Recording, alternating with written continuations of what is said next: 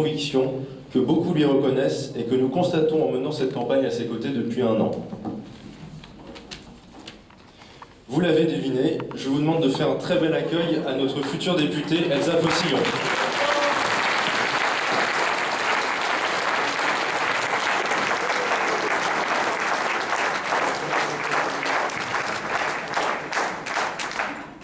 Bonsoir à toutes et tous, merci pour cet accueil et merci surtout d'être venus aussi nombreuses et nombreux. Je suis extrêmement touchée par votre présence. Merci aussi à toutes celles et tous ceux qui ont participé à la construction du programme depuis plusieurs mois, qui ont accepté de s'engager dans cette démarche. Merci aussi à la force militante, sympathisante, amicale, aux communistes, à des camarades d'ensemble, à des insoumis aussi, des personnalités du monde associatif qui cheminent avec nous, des écologistes, les gens de gauche tout simplement. Votre goût de l'action collective est sacrément contagieux. Merci à toutes celles et tous ceux qui n'ont pas compté leur temps et leur enthousiasme ces derniers jours pour faire de cette soirée une réussite. Merci à tous les témoignages de confiance que nous rencontrons pendant cette campagne. Depuis plus d'1 an que nous sommes sur le terrain, nous sentons effectivement que le rassemblement s'accélère autour de notre candidature. C'est le cas à Colombes, à Gennevilliers, à Villeneuve-de-la-Garenne.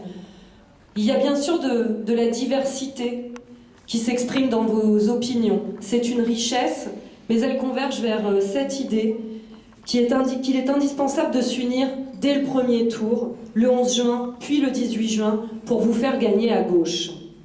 Alors je le disais, ça fait 11 mois qu'on a lancé notre campagne, c'était ici, dans cette même salle du tapis rouge, rue de la Liberté à Colombes.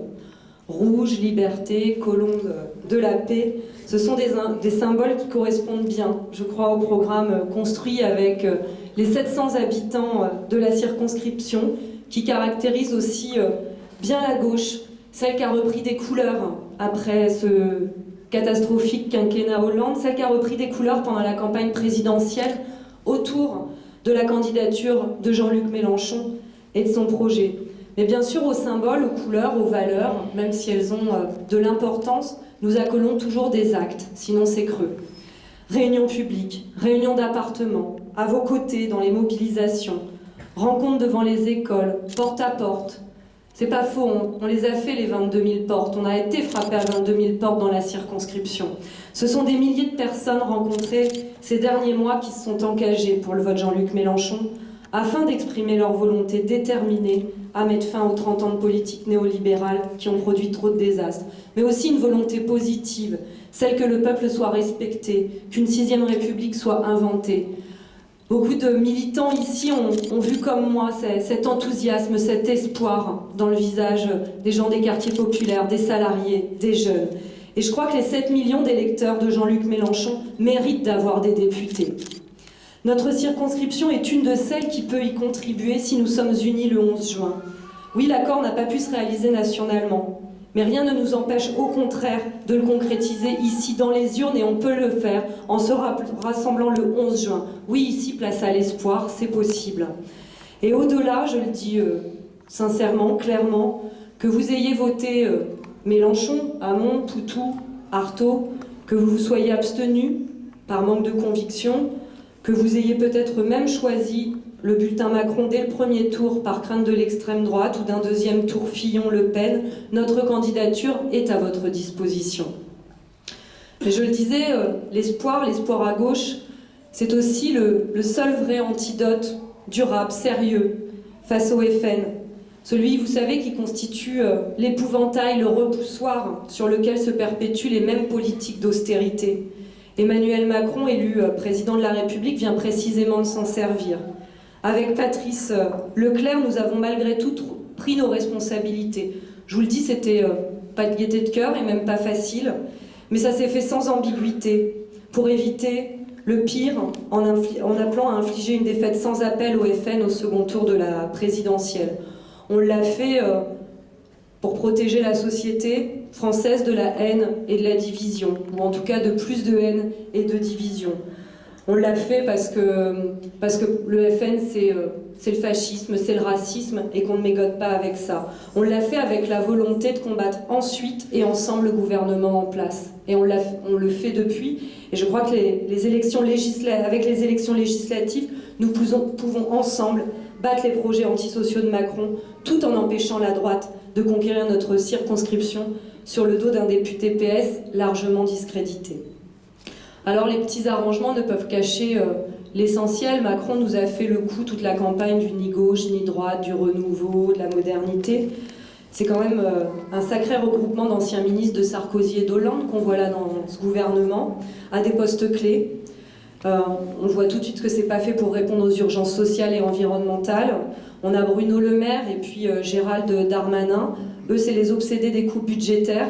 Donc on n'imagine pas 2 secondes que cette équipe va développer les services publics, le droit du travail et la création d'emplois stables. On a aussi Jean-Yves Le Drian, Sylvie Goulard, Marielle de Sarnez. Eux, c'est les francs partisans de l'Europe libérale actuelle. Donc on sait d'emblée qu'on n'aura pas un gouvernement qui va agir pour une Europe des peuples, une Europe sociale, une Europe solidaire. Et puis pas de ministère de la jeunesse, ni du logement, ni des affaires sociales, ni de la ville, ni de la fonction publique. Alors celui forcément qui applaudit des 2 mains, c'est Gattaz, le patron des patrons, mais celui du MEDEF, pour qui le couple Macron-Édouard Philippe, le nouveau Premier ministre, est une grande chance pour la France. Comme le disait Patrice, généralement quand Gattaz applaudit, nous, on a intérêt à se méfier. Mais c'est cela que Macron en fait appelle la modernité.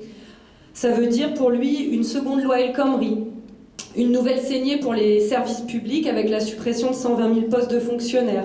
Donc on a envie de lui poser la question, et Laïla qui était là tout à l'heure, mais aussi Greg, comment vont vivre les hôpitaux, sérieusement? Comment répondre aussi aux nouveaux défis? Je pense par exemple aux lieux d'accueil essentiels dans le siècle qui s'avance, aux lieux d'accueil pour les personnes dépendantes, le 4e âge. Comment rénover et dédoubler la ligne 13? Comment répondre aux besoins de construction de logements sociaux, pour que les classes populaires, les classes moyennes ne soient pas chassées de la métropole du Grand Paris? Comment assurer le droit à la sécurité et la tranquillité?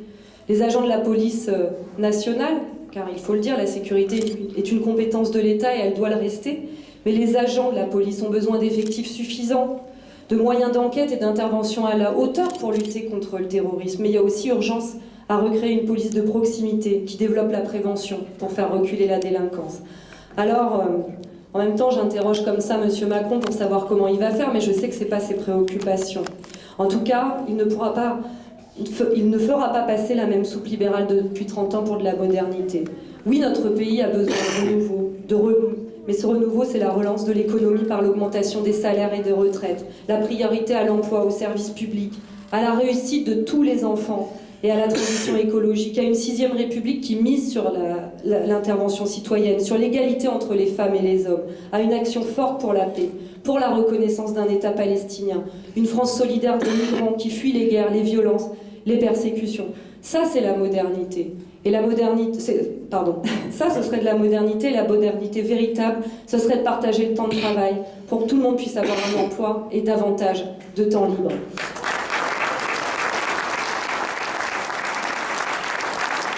La modernité, c'est aussi augmenter le SMIC, les minima sociaux et les petites retraites pour que tout le monde vive dignement. C'est agir efficacement pour l'égalité professionnelle et salariale femmes-hommes. C'est créer une allocation de 800 € pour les jeunes pour qu'ils puissent accéder à l'autonomie.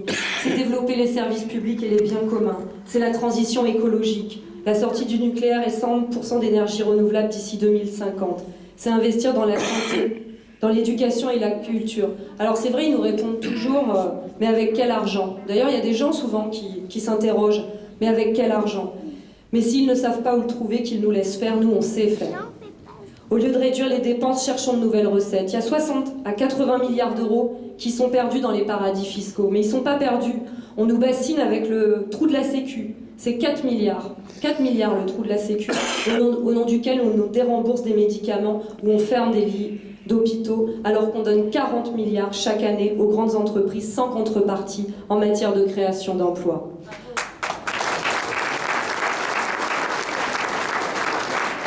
Alors oui, il faut taxer les profits et rendre plus juste notre système fiscal. Il faut surtout relancer l'économie, car c'est la récession qui fait exploser la dette et diminue nos comptes publics.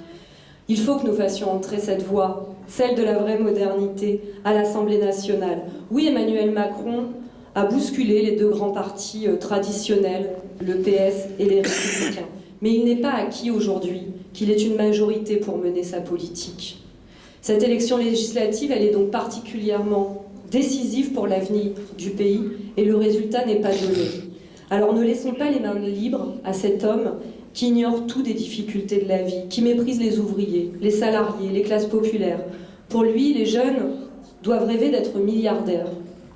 Moi, je sais pas vous, mais je ne cesse de rencontrer des jeunes, des moins jeunes aussi, qui veulent être respectés, qui veulent une vie riche, riche de sens, de possible, de générosité, qui s'investissent pour venir en aide aux plus démunis, qui font du soutien scolaire pour partager leur culture, leur savoir, pour gagner en bonheur. Il ne me parle pas d'être milliardaire, il me parle de ce bonheur et de l'envie d'être respecté. Mais M. Macron n'a pas la chance de les connaître à l'ENA ou à la Banque Rothschild. Moi, nous, nos combats, on les puise là, dans celles et ceux qui se sont exprimés ce soir, aux côtés des jeunes, des quatre chemins, quartiers où j'ai grandi, du Luth ou de la Caravelle qui cherchent du boulot et qui sont encore plus discriminés quand ils s'appellent Aminata ou Mohamed. Nos combats, on les puise aussi aux côtés de Pascal Maquet, salarié d'Air France, habitant Gennevilliers, arrêté comme un voyou et gardé à vue. Les images des chemises arrachées ont fait le tour du monde. Aucune ne vient illustrer la vie de Pascal aujourd'hui. Nos combats sont aussi directement inspirés des personnels hospitaliers de Louis Mourier ou de l'hôpital Nord de Villeneuve-la-Garenne, qui n'en peuvent plus de la tarification à l'acte et de la diminution des effectifs, qui les oblige à soigner dans une cadence qui est incompatible avec la qualité des soins et un rapport tout simplement humain avec les patients. Donc oui, nous sommes en colère, comme toi, Laïla. Nous partons aussi du vécu des enseignants des écoles de nos villes, qui sont fatigués du manque de moyens, d'attendre aussi une augmentation des salaires et de considération pour mener leur mission si essentielle pour nos enfants. On est aux côtés aussi des parents d'élèves, comme Abdel en a parlé, qui se battent contre les insuffisances de remplacement d'enseignants, ou face à Madame Guetta, qui préfère armer la police municipale plutôt que de proposer à tous les enfants des temps d'activité périscolaire. Je pense aussi au monde associatif, qui en a marre de voir ses subventions fondre comme neige au soleil. Cet engagement, je le puise aussi auprès des retraités, que je reçois dans mes permanences d'élus, qui après avoir travaillé plus de 40 ans, n'ont pas tous le droit à la carte améthyste, alors même qu'ils doivent aussi aider leurs enfants et leurs petits-enfants à vivre.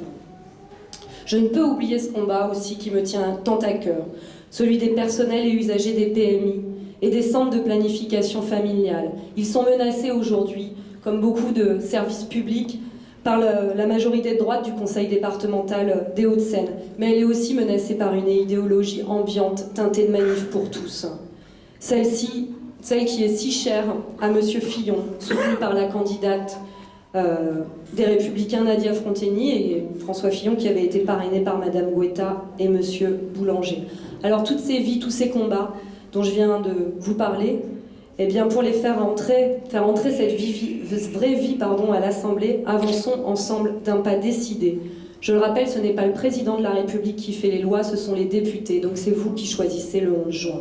Vous l'aurez compris, je veux être une députée qui allie fidélité aux valeurs de gauche et fidélité au peuple, au territoire, au quotidien de nos villes, comme l'a fait mon ami Roland Museau, que je salue et que je remercie d'être là.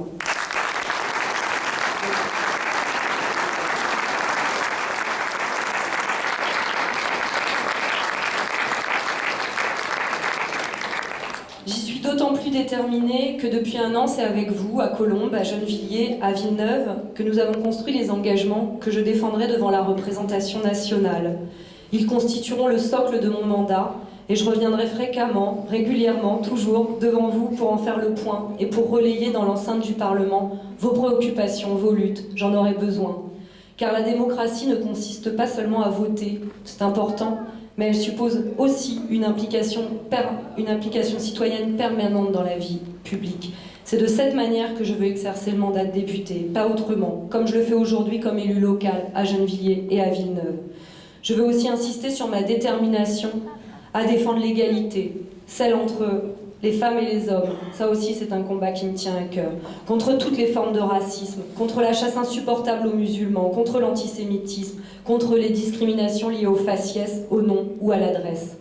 Je me battrai, vous l'aurez compris, pour notre territoire, à l'offensive pour soutenir efficacement les projets d'intérêt général de nos 3 villes, pour une métropole solidaire. Alors avec notre bulletin de vote, papier ou électronique, il s'agira de dire « J'ai élu une députée sur qui je pourrai compter, qui vit ici avec nous, qui ne me laissera pas tomber, une députée qui ne retournera pas sa veste à la première difficulté et selon le vent. » Je ne veux pas être plus longue. Pour terminer, je veux vous dire que la victoire est à portée de main, mais qu'elle n'est pas acquise. Donc j'ai besoin de vous, on a besoin de vous. Il reste 3 semaines pour continuer à convaincre, à unir. À nous tous ensemble de faire entendre toutes les colères si légitimes que vous venez d'évoquer. À nous de redonner aussi de l'espoir. Celle qu'on a vécue pendant la campagne présidentielle et qui peut se prolonger. De redonner l'espoir à toutes celles et tous ceux qui souffrent, aux jeunes et aux aînés qui rêvent d'une autre vie. Aux citoyens qui ne supportent plus qu'on laisse dépérir la planète et qui veulent des jours heureux. Oui, ensemble gagnons pour que chacune de nos voix puisse compter demain pour faire respecter le peuple à l'Assemblée. Je vous remercie vraiment de votre présence.